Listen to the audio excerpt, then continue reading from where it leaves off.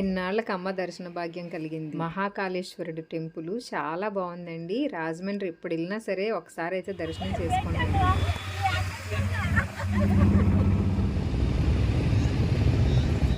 Hello అండి, అందరికీ నమస్తే. Welcome back to our channel అండి. నేను రుచిత. అందరూ ఎలా ఉన్నారు? బాగున్నారా? మేము బాగున్నామండి. అండ్ మీరందరూ కూడా బాగుండాలని చెప్పేసి భగవంతుడిని వేడుకుంటున్నాను. ఇంక ఈ వీడియో వచ్చేసి మా మామయ్య గారిది 2వ సంవత్సరికం అండి. అంటే ఆర్థికం అంటారు కదా, 2వసారిది అనమాట. ఫస్ట్ సంవత్సరం ఊర్లో అయ్యింది, ఇది 2వ సంవత్సరం గోదావరిని చేయాలని చెప్పి రాజమండ్రి వచ్చాము. మా ఆడబుడ్చి వాళ్ళు రాజమండ్రిలోనే ఉంటున్నారు. మా పెద్ద ఆడబుడ్చి చిన్న ఆడబుడ్చి ఇద్దరు కూడా అక్కడే ఉంటున్నారు. ఇంకా మా అత్తగారు ఏమొచ్చి ఒరిస్సా నుంచి అలా వచ్చారు. మేము హైదరాబాద్ నుంచి ఇలా వెళ్ళి ఇంకా అందరం మధ్యలో కలిసామన్నమాట. ఇలాంటి పుణ్యకార్యాలు గోదావరి ఒడ్డున కానీ ఏదైనా నదీ ప్రాంతంలో అలాంటి దగ్గర చేస్తే చాలా మంచిది కదా. ఇంక ఈ సంవత్సరానికి ఇలా కుటుంబండి. నవరత్న శ్యామ సింహాసన సపీర మహాపాదయో పాద్యం సపీర మహా ఈసారి నీళ్ళు చల్లండి 3 సార్లు. ఈశ్వరే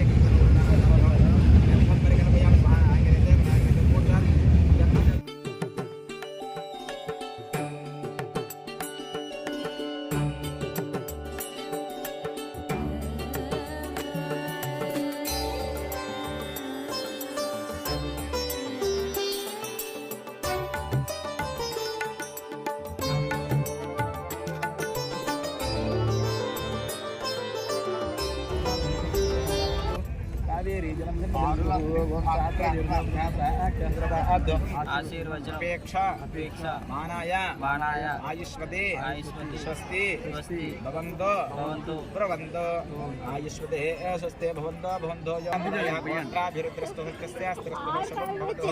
శుభం భవతో తేన దేవా పవిత్రేణ ఆత్మానం తేన సహస్రధారేణ నమస్తేస్తు శంఖచక్ర గదాధర అక్షయం ఆమధానేన పితృతృప్తి హరో భవ నారాయణ నారాయణ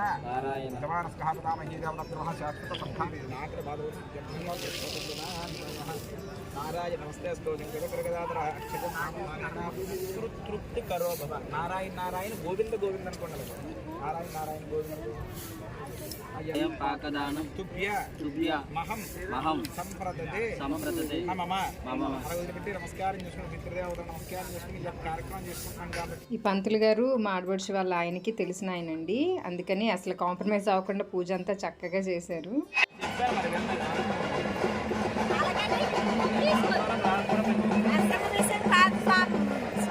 వస్తుంది కానీ స్వామి అయితే పర్వాలేదు.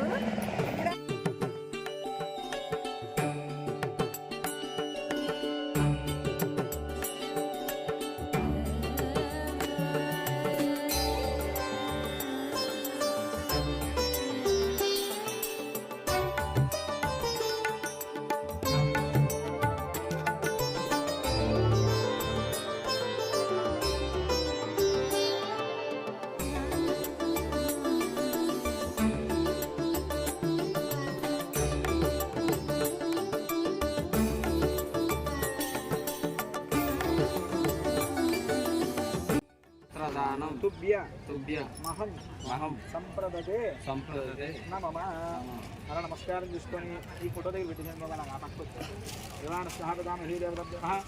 శాశ్వత గంధాది పింగళాకమలాభ్యర్థం వస్త్రధానం తుభ్యమహం సంప్రదతే నమమ. అలాగే జీన్ ప్యాంట్ టీ షర్ట్లు రావచ్చు కదండి. వైట్ పంచి వైట్ షర్ట్ వైట్ పంచి వైట్ షర్ట్ అంటే ఎలాగవుతుంది? ఎప్పుడు మార్చలేదండి. పితుహు శాశ్వత పుణ్యలోక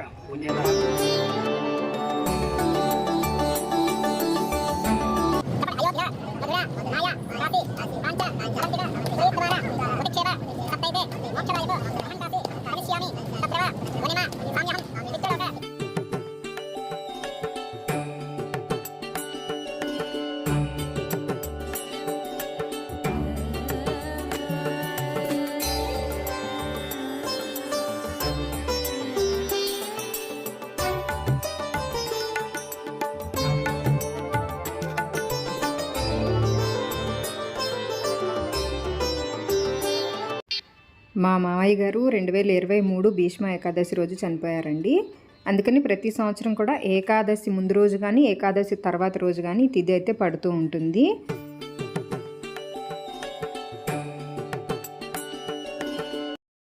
మాఘమాసంలో నదీ స్నానాలు చేసిన, ఇలాగా గోదావరి స్నానాలు చేసిన, అలాగే సముద్ర స్నానం చేసిన చాలా మంచిది అంటారు కదా. మాకు ఇంకా ఇది కూడా లోటు తీరిపోయిందండి. ఈ సంవత్సరం మాఘమాసం, అందులోకి దశమి తిథి, మేము చక్కగా గోదావరిలో స్నానాలు చేసుకొని ఈ పుణ్యకార్యం అయితే ఈ సంవత్సరానికి ఇలా ముగించుకున్నామండి.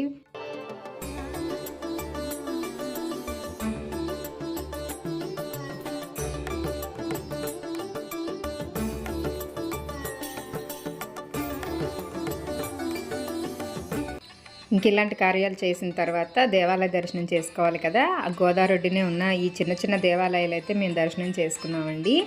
ఇక్కడ వరాసగా ఒక 4-5 దేవతామూర్తులు అయితే ఉన్నారు. వీళ్ళందరినీ కూడా మేము దర్శనం చేసుకున్నాము. ముఖ్యంగా ఇలాంటి పితృకార్యాలు అవి చేసినప్పుడు శివాలయ దర్శనం చాలా మంచిది, చేసుకోవాలంటారు కదా. ఇంక ఇక్కడ అన్నీ కూడా వరాసగా శివలింగాలు ఉన్నాయండి. అలాగే అమ్మవారు కూడా ఉన్నారు. మేము ఇంకా అన్ని దేవతామూర్తులకి దర్శనం చేసుకున్న తర్వాత ఇది పుష్కర్ ఘాట్ అండి. మేము ఈ కార్యక్రమం అంతా చేసింది ఈ పుష్కర్ ఘాట్లో అనమాట. ఇక్కడ నుంచి 1 కిలోమీటరు దూరంలోని ఈ ఉమామహేశ్వర దేవాలయం అని ఉందండి. ఇది ఇంకా మార్కండేయ గుడి అని కూడా అంటారంట. లోపటైతే అన్ని దేవుళ్ళు కూడా ఉన్నారు. ముఖ్యంగా శివయ్య ఉన్నారు. ఇంకా నంది కూడా పెద్ద నంది అనమాట. చాలా చాలా బాగుంది. మేము అక్కడి నుంచి ఇక్కడికి నడుచుకుంటానే వచ్చినాము.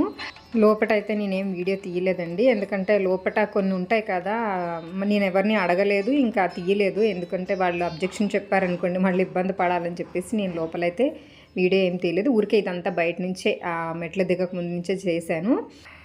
ఇంకా అక్కడ దర్శనం అయిపోయిన తర్వాత మేము ఆటో కట్టించుకొని శ్రీ మహాకాళేశ్వర టెంపుల్కి అయితే వెళ్ళామండి.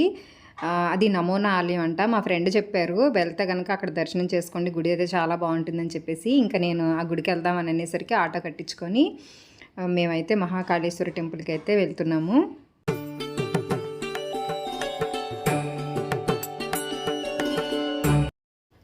ఇదేనండి శ్రీ మహాకాళేశ్వర టెంపుల్. చాలా బాగుందండి గుడి అయితే. నమూనా ఆలయం అంట.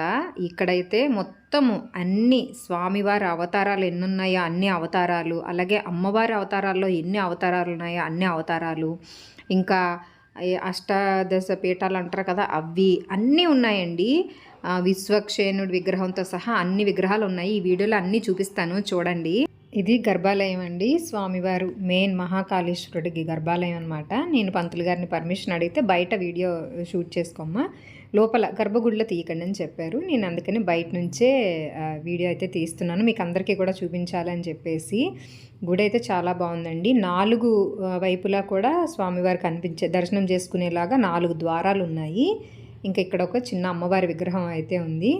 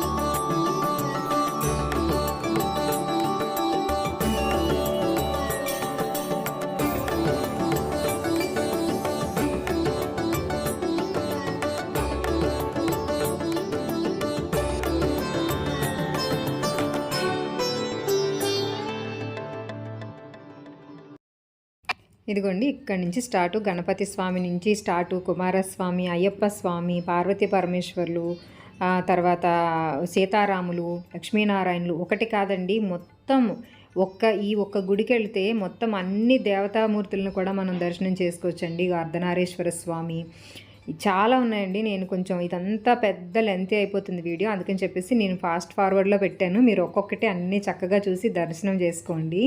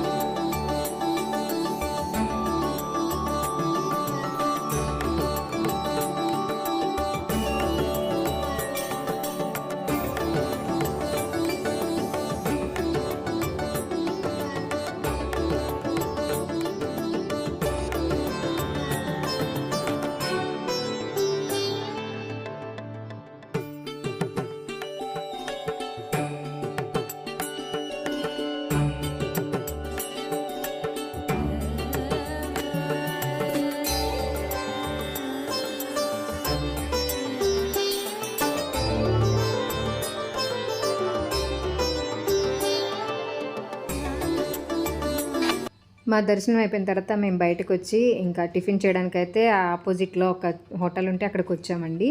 పొద్దునుంచి ఎవరు ఏమీ తినలేదు, అందరికీ ఆకలేస్తున్నాయి. సో అందుకని చెప్పి ఫస్ట్ టిఫిన్ చేసిన తర్వాత మాకు 12 గంటలకి రాజమండ్రి నుంచి విజయవాడ ట్రైన్ ఉండేదండి. ఎందుకంటే మేము విజయవాడ వచ్చి అమ్మవారి దర్శనం కూడా చేసుకొని అప్పుడు హైదరాబాద్ రావాలనేసి అనుకున్నాము. అమ్మవారి దర్శనంకి రావాలని నేను 3 ఏళ్ల క్రితం నుంచి అనుకుంటున్నానండి. అంటే నేను ఫస్ట్ నవరాత్రి చేసుకున్నప్పుడు అమ్మవారి దర్శనం చేసుకుంటానని అనుకున్నాను. కానీ అప్పటి నుంచి మాకు ఏదో ఒక ఆటంకాల వల్ల మాకు వెళ్ళడానికి కుదరలేదన్నమాట. సో ఇప్పుడు ఈ విధంగా అమ్మవారి దర్శన భాగ్యాన్ని కలిగించారు. చాలా హ్యాపీ. మేము 4 లోపే స్టేషన్ దిగామండి. దిగిన తర్వాత బ్యాగ్ లాకర్లో పెట్టేసి కొంచెం ఫ్రెష్ అయ్యి గుడికి అయితే వచ్చేసాము ఆటో తీసుకొని. గుడికి వచ్చేసరికి 4:30 అయ్యింది.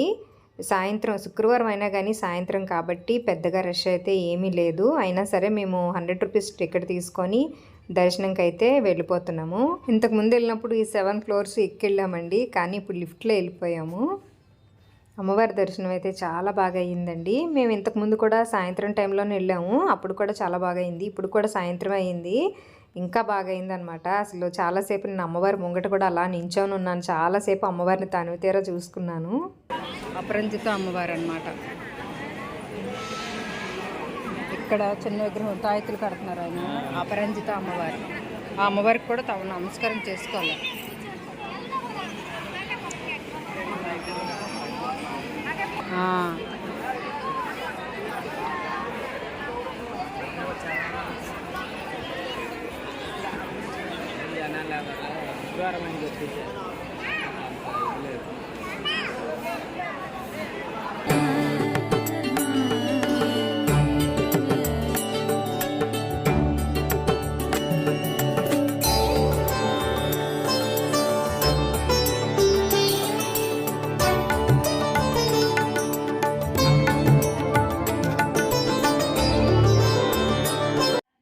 ఇంకా దర్శనం అయిపోయిన తర్వాత మేము బయటకు వచ్చేసామండి. అంటే అమ్మవారికి హారతి ఇచ్చే టైం అంట, అందుకని చెప్పి లోపల ఎవరిని ఉంచలేదు. ఇక్కడ బయటకు వచ్చిన తర్వాత ఇక్కడ అందరూ కూడా శుక్రవారం కదా అమ్మవారికి సామూహికంగా భజన చేస్తున్నారు, పాటలు అవి పాడుతున్నారు, స్తోత్రాలు అవి చేస్తున్నారు అన్నమాట.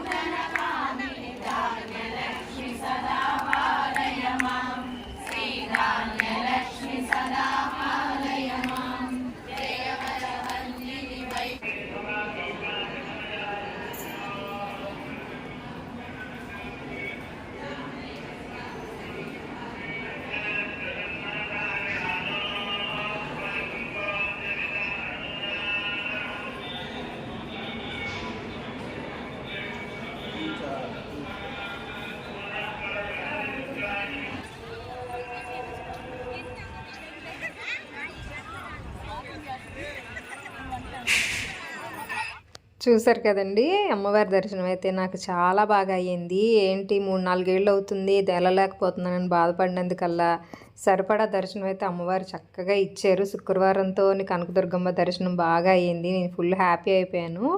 ఇంకా మా 6:30 కల్లా మేము కిందకు వచ్చేసామండి. మాకు రాత్రి 10ంటికి ట్రైన్ ఉంది సికింద్రాబాద్కి. ఇంకా మెల్లగా నడుచుకుంటూ అయితే కింద వరకు వచ్చాము. మధ్యాహ్నం భోజనం కూడా చేయలేదు, పొద్దున్న తిన్న టిఫినే. అలానే మరి 7 గంటలకే తినలేం కదండి, అందుకని చెప్పి పార్సిల్ తీసుకొని మేము స్టేషన్కి వచ్చేసాము. అక్కడే భోజనం చేసి తర్వాత ట్రైన్కి అయితే ఎక్కేసాము. ఇంక వీడియో అయితే ఇదేనండి. వీడియో నచ్చితే కనుక ప్లీజ్ లైక్ చేయండి, షేర్ చేయండి. మన ఛానల్ ఎవరైనా కొత్తగా చూస్తున్నట్లయితే సబ్స్క్రైబ్ చేసుకోండి.